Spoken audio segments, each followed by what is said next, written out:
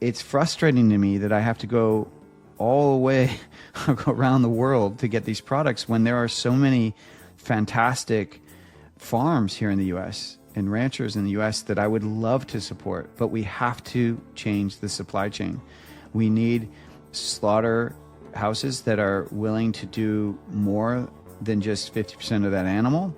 We need slaughterhouses that are willing to, think tank what's possible and like actually maybe even have freeze dryers facilities there so that we don't have to ship things. So actually have a way that they can not only harvest the organs, but then process them to uniform size and then freeze dry them.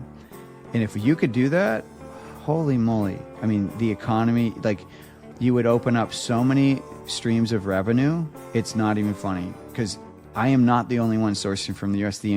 Pretty much most of the supplement industry that encapsulates organs is sourcing from either New Zealand or Argentina. Rarely do you find any here. So there is huge opportunity, but I don't expect you to do it alone. So please reach out and let's figure it out together, because I want to be sourcing from the US and I want to be supporting you. So any way you can help me do that, I'm ready to do it. I'm willing and ready. Alrighty, folks, it is time for a unique conversation about adding value to beef carcasses. I had the opportunity to sit down with James Berry, who was a former chef for Tom Cruise, but is now the founder of Castle Hill Foods and Pluck. I became connected with James after trying Pluck seasoning myself at the Wyoming Beef Roundup. That's the steak judging contest I was at in August, where I was a judge. But Pluck consists of organ meats and spices, and I absolutely love it. So what James and I discuss on the show is how utilizing organ meats adds more value to carcasses, the health benefits of consuming organ meats and why it is a part of the latest health trends, how to cook and incorporate organ meats into meals so that it's an enjoyable eating experience for all ages. And we also talk a lot about consumer perspective and misinformation about how cattle are raised at the end. So if you want to try Pluck for yourself, I do have a discount code for you in the show notes. That code is Shaye-Wanner. That's ShayeWanner. And that'll get you a nice discount on your order. Now, I really think you're going to enjoy this new perspective. And if anything, this conversation provides so much insight into consumer perspective and health trends. But that's enough of me talking. Let's hear what James has to say. We are here today with James Berry, and this is a fun conversation. It is very much beef related, but not in a way that I have ever talked about beef on the show before. So guess you are in for a great and unique conversation that's pretty exciting in my mind. So James, before we dive into Pluck and organ meats and everything that you are doing, can you share with the listeners a little bit about yourself? What are you doing today, and how do you find yourself connected to the beef industry? Yeah, absolutely. Well, first of all, thank you for having me, Shaye. It's truly an honor to be talking to your audience and with you. I've now been on this path of supporting eating whole animal for about 4 years officially since Pluck started, but I would say it started before then. It really started when I became a father. I just started asking the questions of, well, what are the most nutrient-dense foods and how do I get those into my kids' diets? And of course, my own. I think my perspective really changed then. I had previously been a chef of 20 years, professional chef. I cooked for celebrities and, had this really amazing experience kind of coexisting in that lifestyle of that 1%. And I just always felt like, I'm on this planet to do more than just cook for these people. And I actually left a very not cushy, it was hard, but it was very well paid job cooking for Tom Cruise, of all people. I left cooking for him because I wanted to help more people. I've just been really interested in trying to support people's health with their food choices. And I came at it from a chef perspective. So I worked with a lot of people that had been, assessed by their health practitioners or something like that. And we're told, okay, you can't eat A, B, C, D. And they were like, well, that's all I eat. So how am I supposed to survive? And then they would call me in and I would show them how to do that in the kitchen, in their kitchen, without feeling deprived. So leaving Tom to cook for other people was a really big step in a bigger mission. So did you do that through, did you like build up a social media following like a lot of people do to connect with people? Or how did you kind of enter into that segment where you started serving more people with how to cook? I'm probably revealing my age. I'm a bit older, I think, than you. Like, social media wasn't really happening then. It was like at its infancy. So, when I got in, I mean, it's kind of funny because being in the health field as a chef for the last 20 years, the things I was into 20 years ago, hardly anyone was talking about. Now they're all talking about them, but I was doing them 20 years ago and they weren't in vogue, so no one listened. But now that it's in trend, that's when people start, pricking their ears. Not to say I'm bitter, I'm more just saying that it's like, I've been kind of living a specific lifestyle and eating a certain way for a very long time, and I'm glad it's now finally getting out there. But I've experimented with lots of different diets and lots of different trends because as a private chef, I had to understand how not only to cook them, but also to really do it well. You know what I mean? Like to really do it for other people, because when you're working in Hollywood, that's kind of what most people are following is the trends, the most popular book or diet of the time. But it was going back, it was really having kids that got me out of the private chef world. I had previously also had a meal delivery service. When I left Tom Cruise, I started a meal delivery service thinking, well, I can take how I cook for people and I can serve more people if it's a service.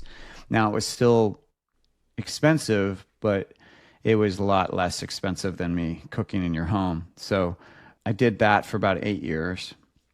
And then I moved out of LA. We had our second daughter. And that's when I was like, okay, I need to make sure that I'm taking care of my health, but I also really want to make sure that my kids are thriving as well. So that's when I started exploring, well, what are the most nutrient-dense foods? I had already known about organ meats, offal. I had already learned about it when I first started as a chef through Wise Traditions or the Weston A. Price Foundation. We studied that cookbook. And so I knew about the importance of traditionally prepared food. I knew about Weston A. Price, Pottinger's Cats, if anyone is familiar with that. But like, I didn't really put it into practice. And it was having kids that got me down that path of like, okay, now I need to take this seriously and I need to figure out how do I get it in my kids' food easily. So is that where Pluck was born? Or when did Pluck come into play? So yeah, Pluck really came out of that zeitgeist of thinking, that thinking about, okay, I'm a father, I want to get these nourishing foods into my daughters, and how do I do that easily and without headache? Because I really believe that as parents, we're all, we all work hard enough. We don't need more work. And picky eating is definitely work. And so I just wanted to skip that piece of the puzzle. But it really came from my kids getting sick. We went on this trip to see their grandfather in Canada, and they both got Shiga toxin, which is a form of E. coli. And it can be deadly for young, little kids and the elderly. Basically, you can't hold anything in. And you also cannot give them antibiotics or you can make it worse. So you just kind of have to wait it out. And my oldest daughter got through it pretty quickly. It took her about 3 days. But my youngest daughter, it wouldn't let it grip up. And so I just remember she was about 5 days in of not being able to eat anything. And I had to go away for a trip, and I thought she was on the mend. So I thought she was starting to eat stuff. And then my wife reported to me when I called that, oh no, she still can't hold anything in. And so I came home, and my daughter was skin and bones. And she was already a small, person, lean body type. But she was, you could literally see her bones. It looked like something, from a commercial where they're trying to get people to donate, to a different country or something like that because the kids are starving. That's what she looked like. It was very scary. And that's where I started to really think about, because basically when she started to be able to eat food again, the food that she latched onto was toast. And, toast isn't really the most nutritious food you can give someone. And inevitably, when someone gets sick on something or they get sick, the first food they can eat that doesn't make them sick, they actually get very addicted to. And that's all they want to eat. And that's all she wanted to do was do toast. And so that's when I started to think, well, if I could just sprinkle something on this food that would increase the nutrition, then maybe I'd be onto something here, because I know she'd eat it. She was eating the toast and the butter. So if I could just sprinkle something over that butter, and I think that's really where the idea came, but it still took me some time to actually, create the product, because I had to test it and make sure that my kind of hunch or my hypothesis of that I could make it. Because really, when you're dealing with organs, you're trying to solve three main hurdles. You're trying to, a lot of people have the association that they taste gross. So you got to make it taste good. You got to then solve like the fact that a lot of people don't know how to cook them. And that's one of the reasons why they think they're gross, is because most people are overcooking the organs. And then the third is some people have trouble sourcing them. And hopefully the ranchers that are listening have access to the organs, but I've talked to many of them and they really don't. They're beholden to their meat processor, and a lot of time the meat processor is beholden to their HACCP plan, and if they didn't equate for or right in that HACCP plan that they want the pancreas, the spleen, and other parts, then they're not getting them. And I was just at a processing plant in Wyoming, and actually when I think you and I were both at that event, that's when you learned about Pluck. They confirmed that they're only using 50% of that animal, that the other 50% is literally getting tossed. I mean, I had heard that, but that was the first slaughterhouse that confirmed it.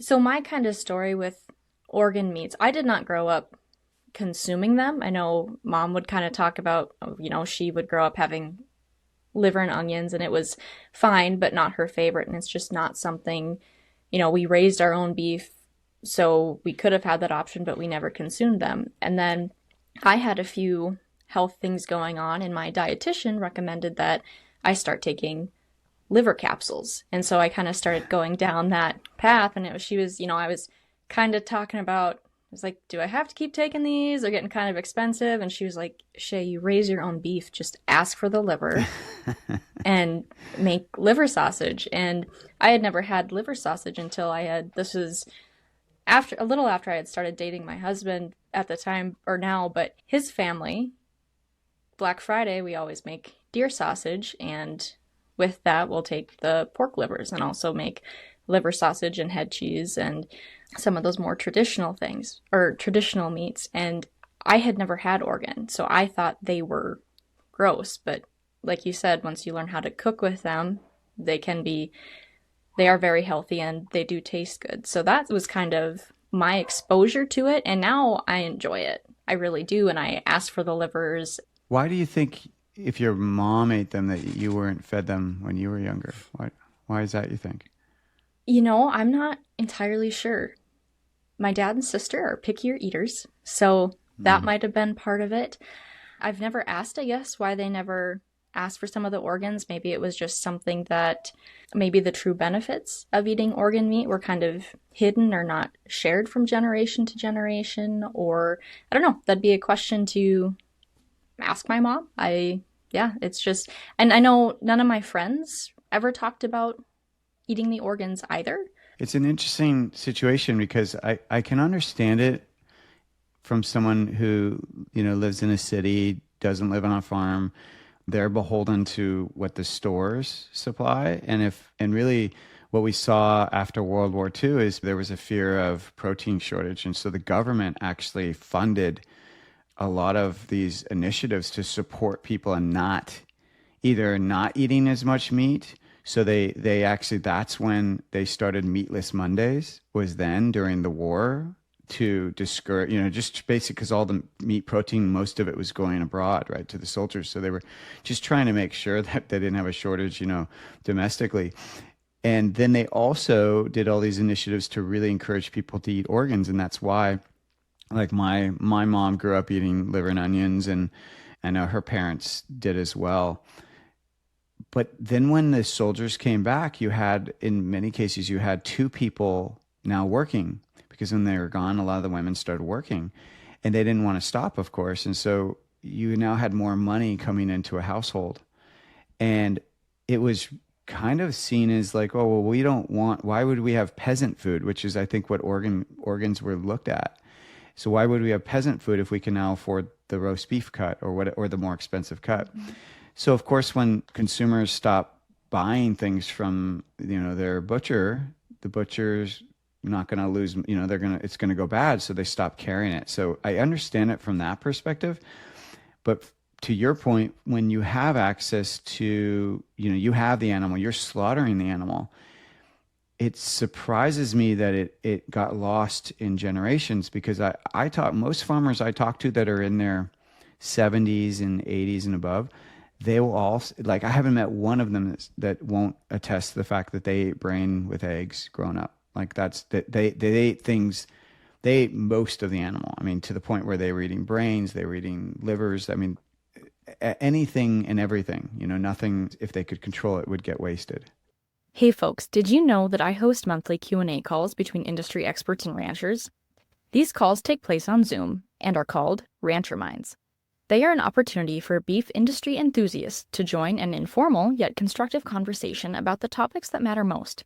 From estate and transition planning to genetics and cattle marketing, we cover the topics that help ranchers move their businesses forward. This program is limited to 30 members at a time, so join Rancher Minds today at casualcattleconversations.com. Happy ranching, folks. Yeah, and I don't, growing up, I don't remember my grandparents ever preparing organ meat or not for us, not for themselves. So that'd be a good question. I know my great uncle used to do, he was a butcher for years. Like 60 at least, I think, before Oh, he wow. finally retired. So he was at it for a really long time. So I wish he was still alive. I could ask him, when did people kind of stop requesting? That would be an interesting conversation to have as well. But it does say a lot. I mean, here you're sharing that you had access to it, but yet you didn't grow up eating it. And so I think there is a disconnect. And it makes me even happier. And hopefully any rancher listening to this, it makes them happy as well, because, you know, this whole greenwashing that's going on, buy electric cars or do this, do that. There's so much greenwashing going on, but yet one of the most planetary positive things we could do is to eat the whole animal. We're already slaughtering the animal. And there's pretty much, you look at almost any industry in the world, and if you learn that they were basically trashing 50% of the product that they slaughtered, or their half of what they could potentially profit off of. So they're only utilizing 50% of it. You would think that that's crazy. You'd be like, why are you trashing 50% of your resources? That doesn't make any sense. And yet that's what's happening for many ranchers.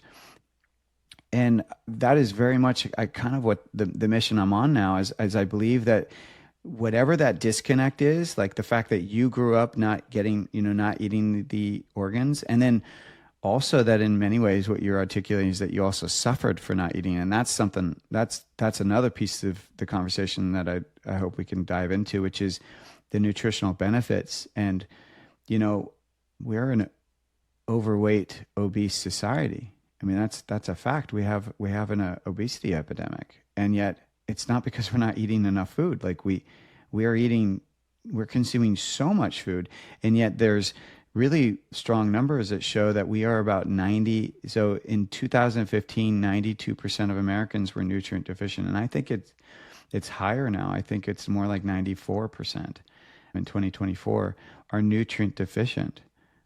But as I said, we're not calorie deficient. So clearly there is a disconnect happening. And the fact that it's also happening on the farms is concerning to me. And I hope to really, my mission is to help bridge that gap. So, James, why don't you talk about what some of the nutrients are in organ meat and why they are beneficial to incorporate into diets outside of just, your traditional hamburgers, roasts, steaks, etc., outside of those muscle meats? Yeah, in many ways, we talk about organ meats as Mother Nature's multivitamin. And so there's a few things that we just have to be aware of is that, so organ meats are, first of all, one of the most concentrated sources of vitally every important vitamin, mineral, amino acid, and fat that we need for our body, for our bodies to do their job.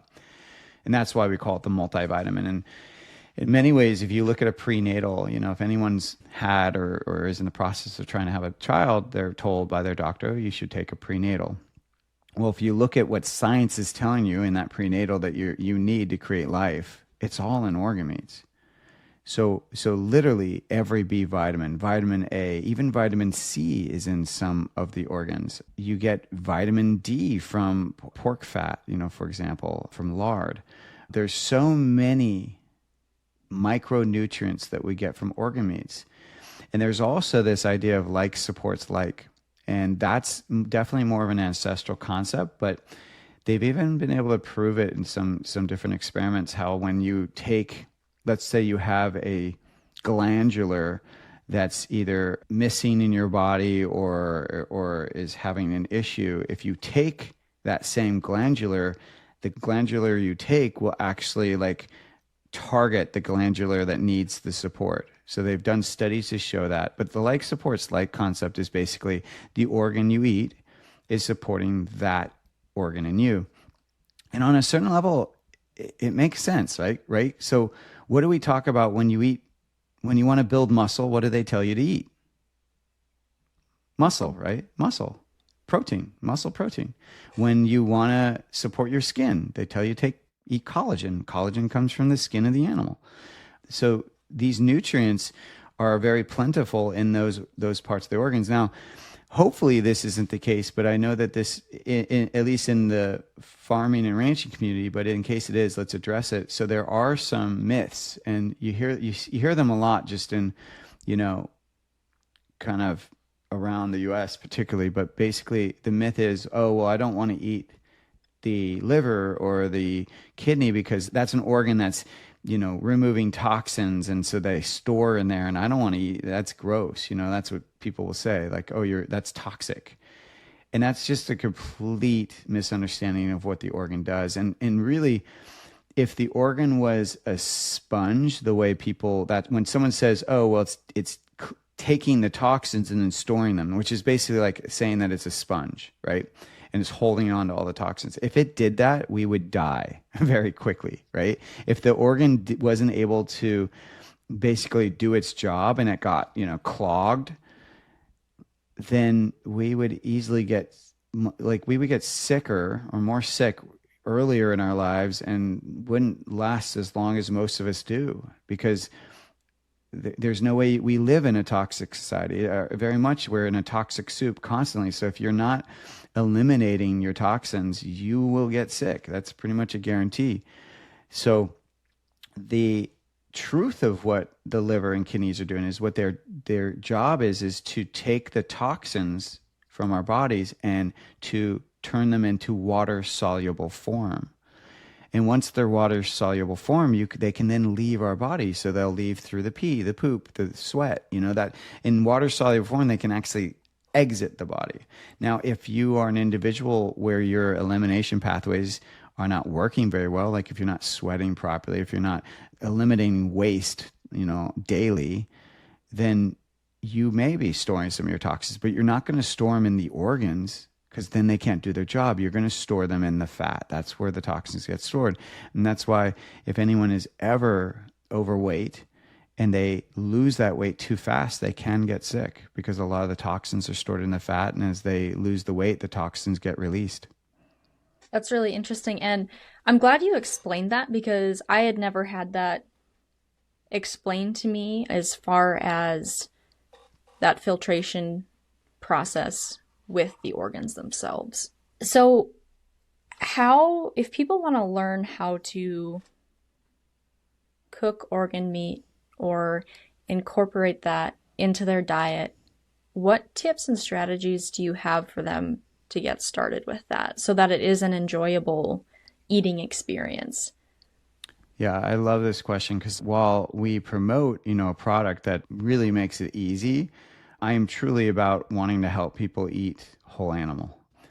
And so we have lots of tips on our website, and I'll share some now as well. But basically, so if you think of organ meats as the gateway to nutritional abundance, which they really are. I mean, I can't even tell you how many testimonies I've received since starting Pluck of people telling me, my daughter's skin is now clear. I had my third kid, and my first two, I had hemorrhaging and I had little milk production. And then all I did differently for the third one was I used Pluck, and now my milk production is excess. Like I have plenty of milk, and then I had no issues with the birth. Like that's the only thing they did. So organ meats are incredibly powerful. They're easily absorbed as well. I didn't share that when we were talking about the nutritions, but the vitamins and minerals in organ meats are as nature intended. So they're balanced, meaning that they can easily absorb.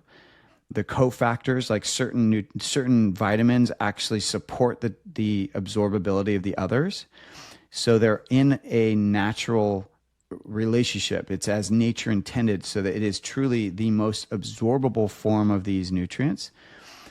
And once people start getting them, they reap the rewards. Their sleep improves, their skin improves, their foggy brain goes away. I mean, it's just beautiful. So huge amount of testimony. But if organ meats are the gateway to nutritional abundance, then Pluck would be the easiest entry point. So Pluck is truly a gateway because it's as easy as just salting your food. It's a seasoning where we use liver, heart, kidney, spleen, and pancreas from grass-fed cows, and we combine it with red mineral salt and spices and herbs, and you just use it like a seasoning. And you're getting little amounts every time you use it, and that's cumulative effect. So that's like easy entry point. But if you're like, if you're a farmer and you already get your organ meats, great. Don't worry about buying Pluck.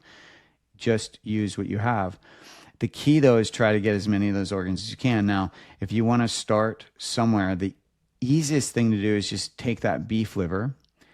Now, when we have our beef liver, usually we get it frozen, and if you don't, just put it in the freezer. Keep it frozen, because what's really kind of overwhelming is when it's defrosted, because it's so big. So the key is keep it frozen.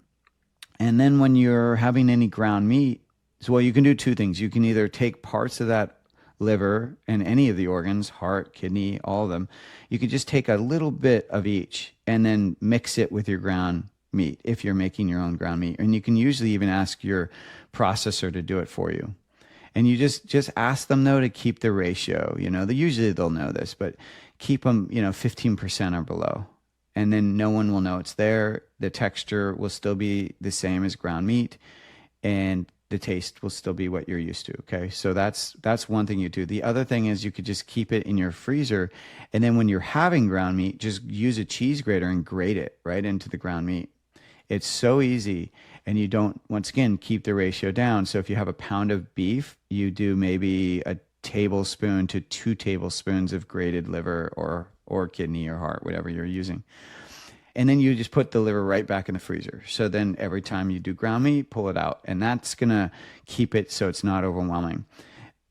From there, I would recommend the most mild species organ meats is chicken. So chicken hearts are incredibly mild.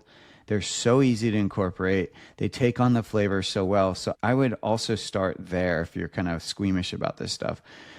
If you have access to your chicken hearts, usually when you get them from a store, at least you get like 10 of them at a time, and they're in a container, and you just treat them like mushrooms. When we go to make a spaghetti sauce, we're not adding 20 mushrooms. We're adding maybe 2. You just chop them up and you throw them in your mushroom sauce. Do the same thing with the chicken hearts. Just take 2 to 3. They're small, but they look like mushrooms. Chop them up, throw them in your sauce. No one will know they're there. As long as they don't look like a heart, no one will know. So that would be a really good way to ease into it as well. But from there, what happens is the more you incorporate organ meats, so organ meats have a umami flavor. So the 4 flavors that we grew up with are salty, sweet, bitter, sour. Well, there's a 5th that they discovered in the 1990s called umami. It was in Japan they discovered this. And umami is, I would say, the best way to describe it is it's sort of savory, slightly meaty. And mushrooms have it, tomatoes have it. Like there's many things you find in nature that have umami, but organ meats also have it. And when you use organ meats in your food, the umami is brightens the food. It actually can make it taste better. It can be a strong flavor additive to your food. Well, what happened to you, the more you were eating organ meats and you started to say, well, at first I tasted it, but then as I ate it more often, I didn't mind it. Like I actually liked it. That's what happens is that the more you do anything, the more your body will get acclimated to it. So this idea of like, oh, the first time I ate it, I didn't like it, so I never tried it again. And like that's not the way to think. Unless if it's something like junk food and you don't want to eat it, then that's great. But if it's something that is healthy for you and you want to actually eat it and get acclimated, then you really do have to do it more often. And getting these organ meats just a little bit, little bits into your diet will start to change your palate and get you acclimated to eating more organs. And so after you've done like the grated liver or the chicken hearts in your food, you'll start to actually like the flavor. And so then I would graduate towards eating like the tongue, for example. So the heart and the tongue of the cow are the closest to muscle meat. The tongue is only overwhelming at first because you have that, kind of thick skin over it. But, just have fun with it. Hold it up to your mouth. Pretend you're Gene Simmons from Kiss, something, just, take some photos of it, have fun, pass it around, let the kids touch the rough exterior. It's just, you keep it light. Don't get all heady about it. But if you just kind of braise it or boil it for about an hour, hour and a half, that outer layer of skin peels right off. And underneath is a delicate, really delicious muscle that's kind of stringy if you've cooked it long enough. And you could have it with your tacos if you're having like a Taco Tuesday or something like that. Like it takes on flavors so well. You could do the same thing I was suggesting with spaghetti sauce where you mix it with other things. So like maybe if you're making a pork shoulder, you can mix the tongue in with that and no one will know. Use a sauce. And then from there, start delving more into like liver and onions or pâtés or anything like that. We have on our website this really great recipe for heart jerky. If you go to eatpluck.com, just check recipes and do a search for heart jerky. It's out of the cookbook It Takes Guts, and it's a cookbook that's all about organ meats, and it's a great recipe and a really great way to eat heart. So lots of opportunities to kind of ease into organ meats. And I will say, so I was first introduced to Pluck at the Wyoming Beef Roundup, and you guys had some little free samples that were given out at the tables, and I was there as a judge. But I got home and I used that, and I really enjoyed it. And now that, as I continue to incorporate it, it's almost a little addicting because it tastes so good as just like a finished salt, and you have some different flavors for different types of food in it. So it's something that I honestly just keep on the table right next to the salt and pepper, and I use just like I would salt and pepper, and yeah, it's great. So I want to shift gears a little bit. So we've really talked about, how organ meats are becoming trendy, the health benefits, how people can incorporate them into their diets, but shifting focus back to ranchers and maybe that direct-to-consumer space, what are the true benefits of ranchers tapping into this health trend and organ meat market? Oh, yeah, it's huge. I mean, I was just at a conference just 2 weekends ago where Will Harris of White Oak Pastures was speaking, and got an opportunity to kind of have some one-on-one time with him. And so they have a processing plant on their facility. And I can't remember what he said, if they're doing about 50 to 100 a week, 100 cattle a week. I want to say maybe it's 100.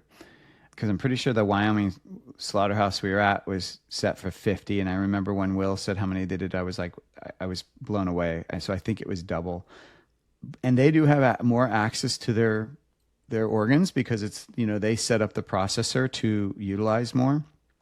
But he will tell you that the trend of buying organs is real. Like they sell out of their organs. I've tried to get the organs. I've tried to source organs from him for my product, and I can't because they're like, well, we're already selling them. We're sold out, So it's a real thing. The tongues are selling really well. The hearts, the livers, the kidneys, it's a real thing. So if you can get access to those and make those available to your direct to consumer purchasers, that I think that would be really smart to start trying to do that.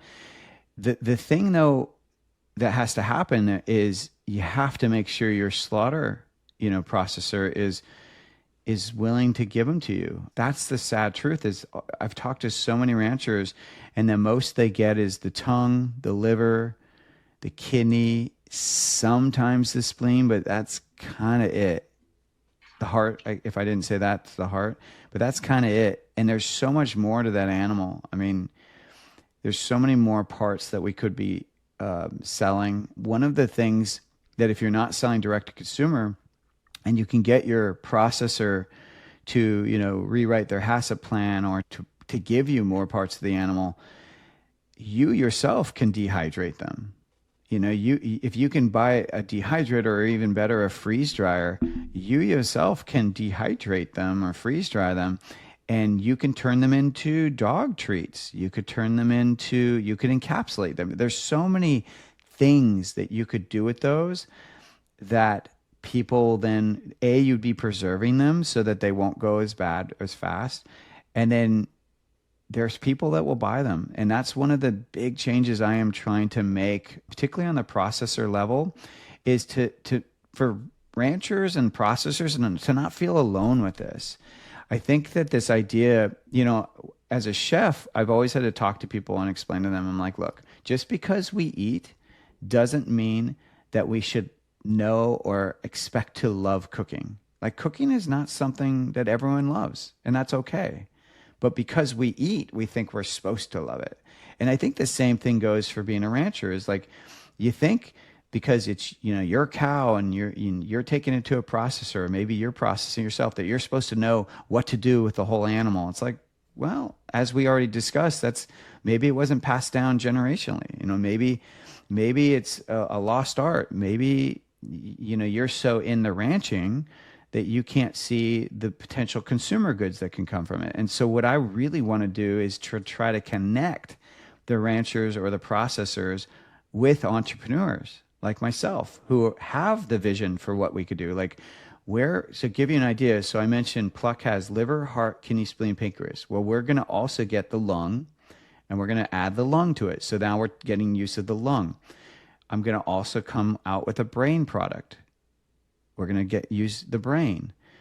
So we're already right there going to be using nearly 6 parts of the animal. Then we're also going to create a dog product that's going to utilize some of the bone, some of the ground up bone meal. And so that's going to be, 7 parts of the animal.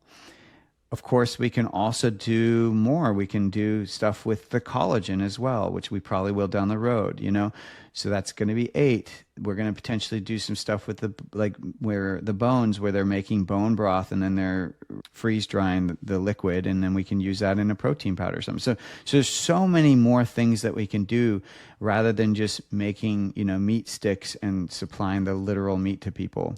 But you don't have to do it alone. Please reach out, or I know that there's some small groups that are starting to form where it's almost like a think tank of hey, if you're creating a slaughterhouse and you want to make that 100% usable resource slaughterhouse, then before you make it, talk to people like myself, talk to these entrepreneurs that already have a path for how you can make the product and sell it. It's about synergizing our efforts, because you have the mission of wanting to sell your whole cow and profit from your hard work, which you should. And I have a mission to help people eat whole animal. So we can work together. Absolutely. You don't have to do everything alone. Ranchers do a lot by themselves. They are Jacks and Jills of all trades. I talk about it on almost every episode, no matter what we're talking about. And there are a lot of people to collaborate with. And maybe you are fortunate and have a processor who is willing to help you collaborate and do something with those different organ meats as well. Do you have big ambitions for your operation, but feel like you get so caught up in the day-to-day fires that you are just spinning in circles? You aren't alone. I've been in your shoes and know just how frustrating it can be. That's why I created Move the Ranch Forward. It's a guide for ranchers. This guide is a PDF that contains the exact process my husband and I use to stay focused on our goals throughout the year, even when life throws us curveballs. You can access Move the Ranch Forward today at casualcattleconversations.com. James, another question I have for you, mostly just out of curiosity. So on the Pluck label, it says, grass-fed cattle. And I very much have more of a palate for corn-fed steaks when we're talking about beef in that regard, and that's what I raise. So I'm just curious, why do you choose to source from grass-fed? Is there a specific reason? Is it marketing related? I know everyone has their preferences, and some people will point out a few smaller health differences between grass-finished and corn-finished. So I'm just curious, why grass-finished or grass-fed? I'm so glad you asked this question. I think it's a fantastic question. So it's a mix of what do the buyers want, and right now the trend is 100% grass-fed because as we know, all cows are grass-fed, but they're not all grass-finished. And so it's a mix of, well, that's the buzzword right now is 100%, grass-fed, grass-finished. And a lot of the people in the circles that are buying my product, that is what they want. They also want, just to share, they want organic spices and herbs. Well, guess what? Organic spices and herbs are actually pretty dirty. So I'm not saying it's healthier. I'm more just saying like, it's what people want, and if you want to sell your product to them, you gotta listen, and that's all I'm doing is just listening to what they want. It's funny, like when we do our third-party testing on our product, the organ meats are super clean, but it's the spices and herbs that are not as clean, and yet no one out there really understands that. So I get the hypocrisy of it. I absolutely get it, but it's just like, well, people want that organic label, so it's like, okay, we'll give it to you, but in many ways, you don't know what you're getting sometimes with these kind of trends or kind of labels that are in the zeitgeist but maybe misunderstood. So there's definitely that is we're just meeting demand. The other piece is that, the kind of industrial conventional ranching industry or the CAFOs or whatever have really given ranching a bad name, conventional ranching or corn-fed cow ranching a bad name. And there's like the rumors of them getting fed all the antibiotics to pump them up. There's rumors of them getting fed sludge from candy industry. There's just constant like barrage of whether it's information or misinformation. I don't know, but it's out there and it keeps getting fed to people on a consumer basis. And so, yeah, when you hear like, oh, well, yes, I'm a small farm, but I fed it corn because I like the way it tastes, I like the way it marbleizes. It's like, well, it's gotten a bad name from CAFOs.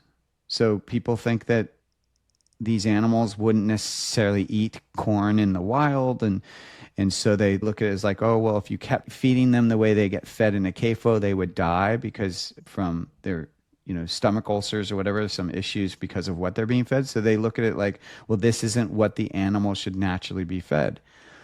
But I've definitely agree with you that it all depends on the lens you look at it with. Like if there are studies that show that the nutritional differences are negligible, and then there's some studies that show they're really grand, and it's like, well, who's right? I don't know, but I think most people will agree. And even at the roundup that we met at, you were tasting grain-fed and you were tasting all these different meats, and it's like they really do taste and cook differently. So I think sometimes it is to the person's preference, but what we're selling like in the form of Pluck, we're selling a product that is for people's health benefit. And if it's going to be for the health benefit, then we have to make sure that it's meeting the expectation and demands of what is healthy. And I'm using air quotes because I get it that it's the eye of the beholder. I appreciate you being completely honest in why you make that decision. And I think as someone, as a beef producer who has been on my own health journey to utilize more animal products and even, just consume some of that information that's out there, I think the misinformation that gets shared within that can be really frustrating. I've read and heard a lot of material saying only eat grass-finished beef. And I love how there's support for eating more animal products, but at the same time, the misinformation that's behind that is a little frustrating in the health space. So it's kind of a double-edged sword there. It's funny, when I met Will Harris, I was like, hey, Will, one of my questions to him was like, so what is it you think that the general public is getting misinformed about or has wrong versus the truth of what it is from the ranching perspective? And I don't know if he fully understood the question, because he kept saying, well, I just believe that we should be as transparent as possible. I was like, no, but I feel more what you're saying, that there is a clear kind of like, no, this is what ranching is. This is how it is. And you can still give the cow some corn and not be abusive with it, but yet actually support the flavor of the meat. You can support how it marbles. Like, you can support certain textures and flavors around the meat and yet not negatively affect its health. Like, there is a middle ground. And I think what we get on the other side of that in social media is, and what gets passed around is just extreme viewpoints. But there's a middle ground to everything. I just wish there was more places to amplify the rancher's perspective. And I'm so glad that you exist for that. But the issue is that we need to get this perspective to the consumer, because they're the ones that are not hearing it from the rancher, and or they're poo-pooing it. They're going like, well, that person does this, or they're of this political leaning, or they're of this philosophy. It's like they don't get it, that there is a middle ground here, and it's not all good and it's not all bad. I do think, though, that ranchers can be empowered with it, though, like that they can use these kind of trends to their advantage. So, for example, is the trend really that it needs to be 100% grass-fed, or does the consumer just need to be communicated and informed that it's not GMO corn? You know what I'm saying? Like, do we need to just get a little bit more specific about, hey, this is why we fed them corn, and we only did it for this amount of time, and this is why, and yet the cow still had just one bad day. Like, it was still, raised really well and beautifully treated, and it was still fed, very well. But we've found that when we give the cow, this amount of corn during the winter or whatever it is, and we make sure that it's, non-GMO, because we get that we still don't know how GMOs are affecting our health, whatever. You kind of feed them what they need to know that you're thinking about their health. So I do agree with Will Harris that it is about, let's almost over communicate so that way they understand the intention. The intention is not to trick. The intention is not to hide, but the intention is like, no, we know from ranching for, 60, 80, 120 years, whatever it is, that when we give them corn for this amount of time, that we see better flavor, that it cooks better. There's, less water, moisture release, whatever it is. So I think it's just about, let's tell them that. Let's make sure we speak to them where they are versus where we want them to be. Well, and going back to, if you believe in consumer choice, like you said, learning, okay, what is their concern? And if you're selling direct to consumer and maybe that's not the product you're providing, but you have someone else who does raise cattle in a way that consumer prefers, then you can direct them in that area. I mean, there are so many different ways to raise a healthy product. We all know that. All of you listening know that.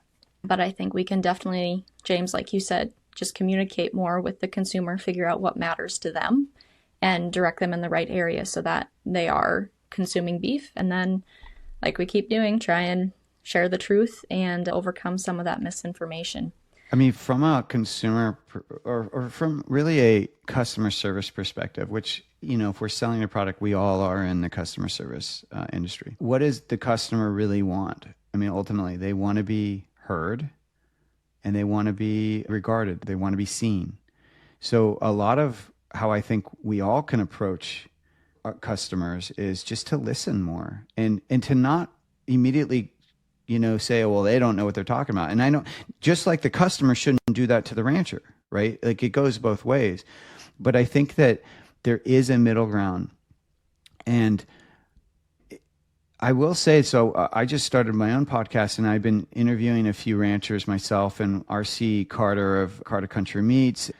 And I interviewed a rancher in Texas, and both for them, the rancher in Texas, they moved to regenerative farming. And it was really fascinating.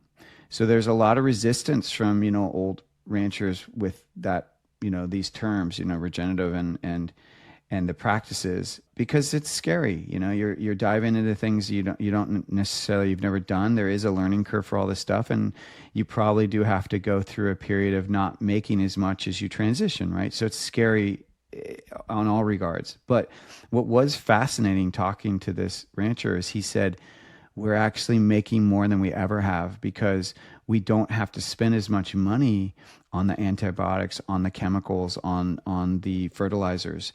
We just let them graze. And he said it was really fascinating. I mean, they literally do hardly anything to the cattle now, hardly anything.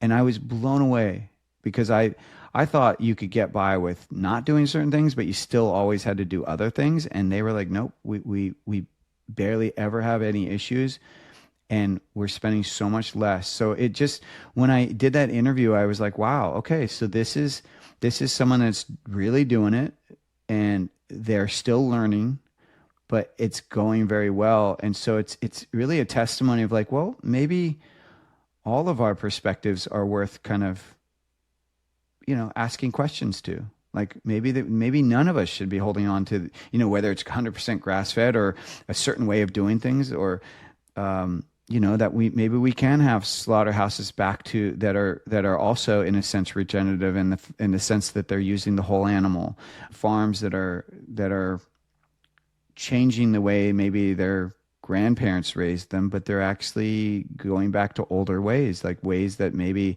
historically were used in the ranching industry before they were so, made so conventional. So I'm a big fan of it, listening, asking questions, and being open, just being open to what's possible. Well, James, I really appreciate your perspective and this conversation today. Like I said, it's a new conversation and perspective from the show, and it's something we can all learn from and keep our minds open to. So as we wrap up, my final question for you is there any final message or thought you want to share with the listeners out there? Well, just thank you again for having me on. I'm very pro rancher, and I'm very pro USA. And so something that I want to out myself out, but I want to share is that we source our organs from New Zealand. We don't get them from the US. And I tried for a year to source from the US, and I was able to. So as I mentioned in the beginning, we put 5 organs in our product. And we have other organs we want to do, but right now, 5 organs. I was able to source up to the spleen. I could not find pancreas available here.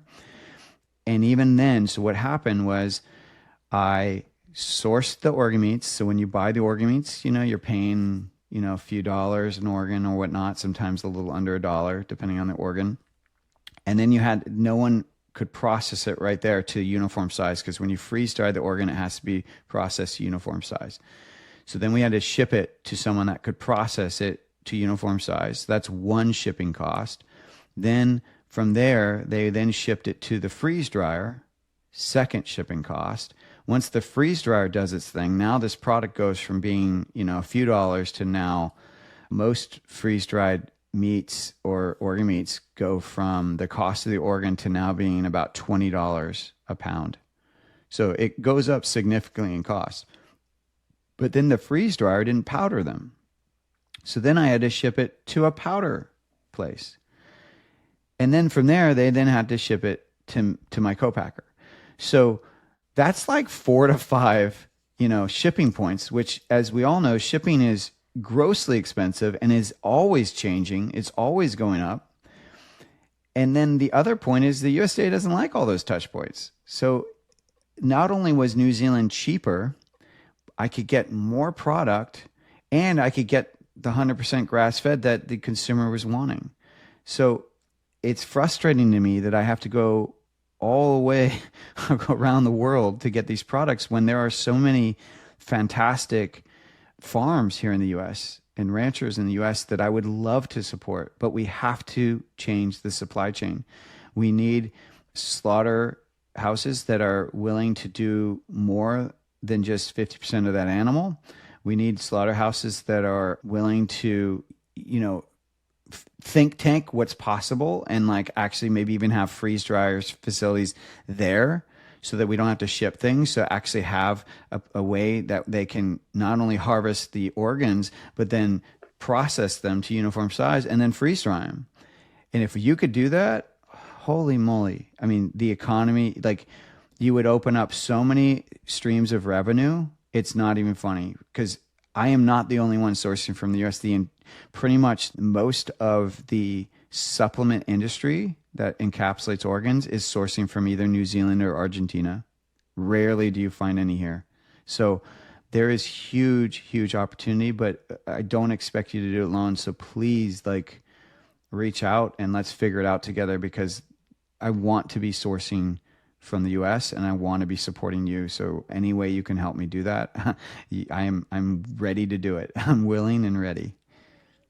Well, absolutely. So for those of you out there listening, if you want more information about Pluck or some of the recipes and cooking information that James talked about today, I will include that website in the show notes. Additionally, if you want a discount on your first Pluck order, I will also include the discount code, and that's just my first and last name, Shaye-Wanner. That will also be in the show notes for you. But with that, thanks for tuning in and happy ranching, folks.